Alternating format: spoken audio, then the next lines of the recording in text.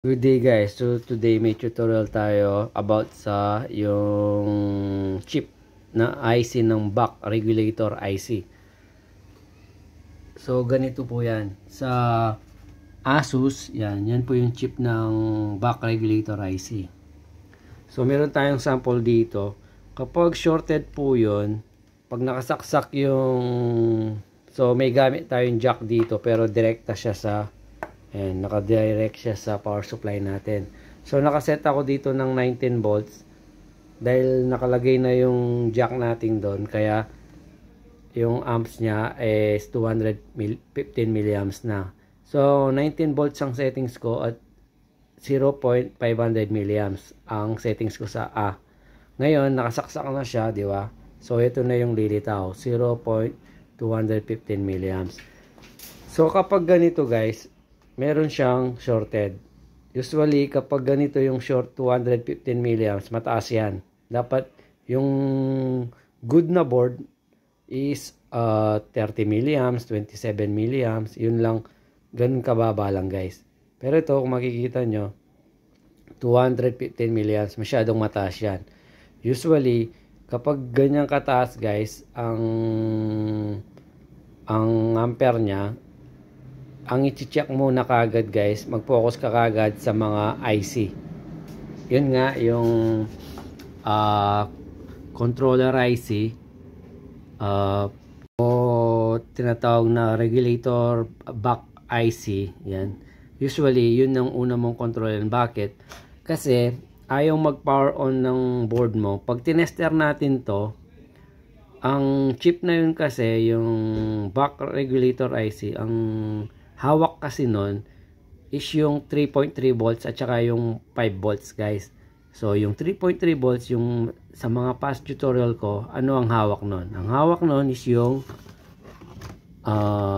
ito startup chip, yan, at yung power button. So dapat may 3.3 volts ka makuha sa power button at dito sa CO mo, sa startup chip mo, at dito rin sa bias chip mo. Pag wala kang makuha ng 3.3 volts dyan at hindi nagpa-power on ng ang laptop mo, so check mo ngayon yung power supply mo. Ayan, kung makikita nyo, 215 milliamps.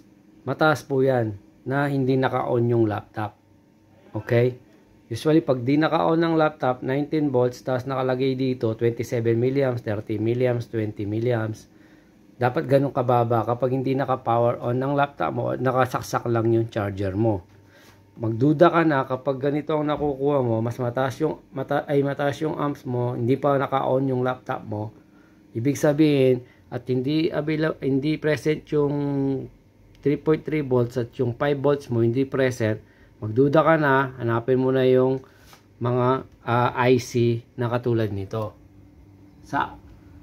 Yan. So guys, yung IC na sinasabi ko is ito. Ayan o, ang init o. Ngayon, lagyan natin ng alcohol guys. Lagyan natin ng alcohol. Ayan, makita nyo. Kita nyo?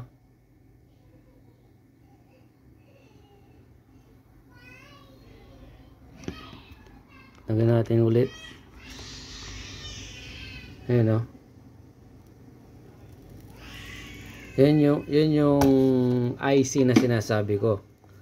Yung back regulator IC. 3.3 volts, 5 volts ang hawak niyan. So, kapag yan, shorted yan, hindi magpa-power on yung laptop mo. At yung nga sinabi ko, ulitin ko, ganito ang nare-reading ng power supply mo, magduda ka na, hanapin mo yung chip na yan. Pero hindi lahat ng chip ganyan ng pangalan. So, iba-iba yan. Depende po yan sa model ng laptop nyo.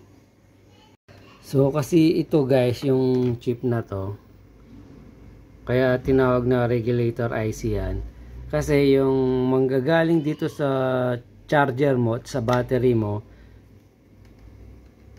siya yung i-regulate niya yung, i-convert niya yung 19 volts na supply o 20 volts na supply, i-convert niya ng mas lower voltage. Like yung 3.3 volts at saka yung 5 volts guys. Yan yung hawak niya.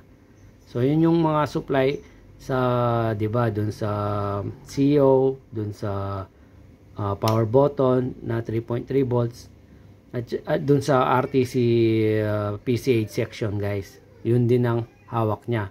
So hindi talaga magpa-power on ang laptop mo kapag sira tong chip na to.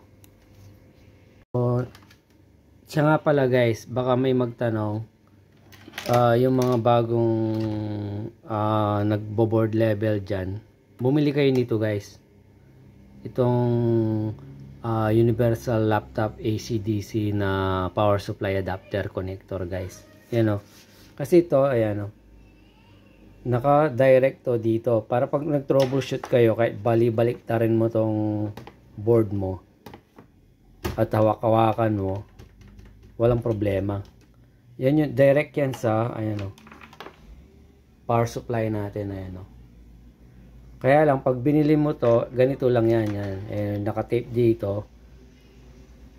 Ito yung ginagamit dun sa pang-tester mo. Yan. Putulin mo lang tapos i-tap mo dito, yan, para magkaroon ng supply ng 19 volts o ilan bang 20 volts na panggagamitan mo. Kasi napaka bilis, guys, kasi wala nang, hindi mo nahawakan sa tester. Ilalagay mo yung tester dito, yan. Tapos marami ng mga adapter yan, ayan o. Ayan. Lahat ng klase ng laptop. Depende na lang sa bibilin mo kung ilan pieces na model ng adapter. Tapos may dalawa pang adapter din yan, yan. So yun, mabibili yan, yan sa Shopee, meron na yun, no? Ayan po yung pangalan niya. Yan, legit yan. So kung gusto mong mapabilis at walang natatakot kang mag-voltage inject sa laptop mo, at para malaman mo rin na shortage yung laptop mo kagad, so gagamitan mo na ito. So para direct na.